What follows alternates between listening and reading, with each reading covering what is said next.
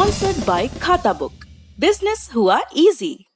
महामारी की दूसरी लहर में प्रवासी मजदूरों की बुरी हालत को लेकर सामाजिक कार्यकर्ता, इसमें अंजलि भारद्वाज, हर्ष मंदर और जगदीप छोकर शामिल हैं, उन्होंने सुप्रीम कोर्ट में एक याचिका लगाई थी। मांग की थी कि अदालत मजदूरों के कल्याण के लिए कदम उठाने को लेकर केंद्र को आदेश दे। इस याचिका पर 11 जून के रोज सुप्रीम कोर्ट ने अपना फैसला सुरक्षित रख लिया था। आज फैसला सुनाते हुए जस्टिस अशोक भूषण और जस्टिस MR शाह की खंडपीठ ने केंद्र को लेकर सख्त टिप्पणियां की।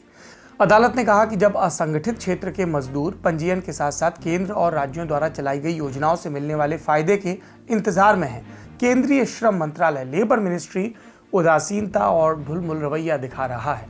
अदालत ने कहा ये अक्षम्य है, माफी के काबिल नहीं है, क्योंकि मंत्रालय महामारी के बावजूद असंगठित क्षेत्र के मजदूरों की जानकारी इकट्ठा नहीं कर पाया। National database for unorganised workers ये अभी भी अधूरा है। सख्त टिप्पणियों के साथ अदालत ने दूरगामी असर वाले आदेश भी दिए। अब सभी राज्यों और संघ शासित प्रदेशों यानी यूटीज को 31 जुलाई तक one nation one ration card योजना को लागू करना होगा। राज्यों को हालात बेहतर होने तक मजदूरों को मुफ्त ड्राई राशन मसलन गेहूं, चावल वगैरह भी देना होगा। साथ ही मजदूरों के खाने के बंदोबस्त के लिए सामूहिक रसोइयां भी चलानी होगी। केंद्र को इन योजनाओं के लिए राज्यों को अतिरिक्त अनाज आवंटित करना होगा। मजदूरों तक इन आदेशों का फायदा पहुंचाने के मकसद से अदालत ने राज्यों को अपने यहाँ सभी प्रतिष्ठानों, ठेकेदारों और मजदूरों का पंजीयन करने का आदेश दिया।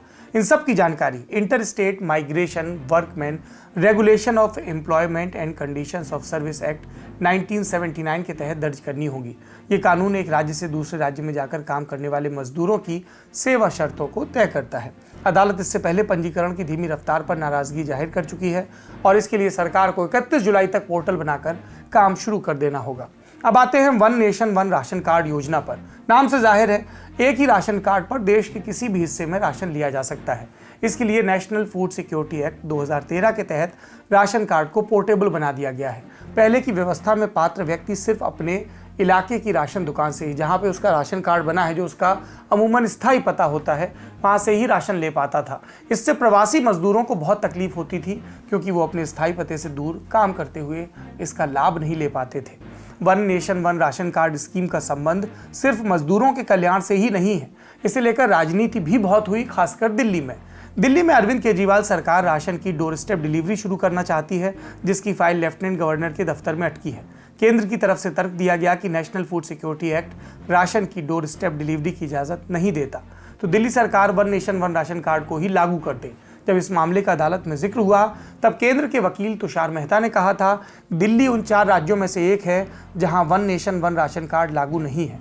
और तब दिल्ली सरकार के वकील चिराग श्रॉफ ने अदालत से कहा था कि ये गलत है, दिल्ली में योजना चल रही है। इस बाबत दिल्ली सरकार ने एक हलफनामा भी दिया था। लेकिन अरविंद केजरीवाल सरकार पूरी ताकत से राशन की डोर स्टेप डिलीवरी के लिए कैंपेन चला रही थी, क्योंकि मामला केंद्र बनाम राज्य की स्कीम का था। लेकिन अब सुप्रीम कोर्ट के आदेश ने खेल के नियम बदल दिए हैं। फैसला आने के बाद से भाजपा नेता उत्साहित हैं। दिल्ली के अलावा 3 और राज्य पश्चिम बंगाल, छत्तीसगढ़ और असम में भी one nation one ration card योजना लागू नहीं है। अदालत के आदेश के बाद इन राज्यों को भी 31 जुलाई तक इस योजना को अपने यहाँ लागू करना होगा।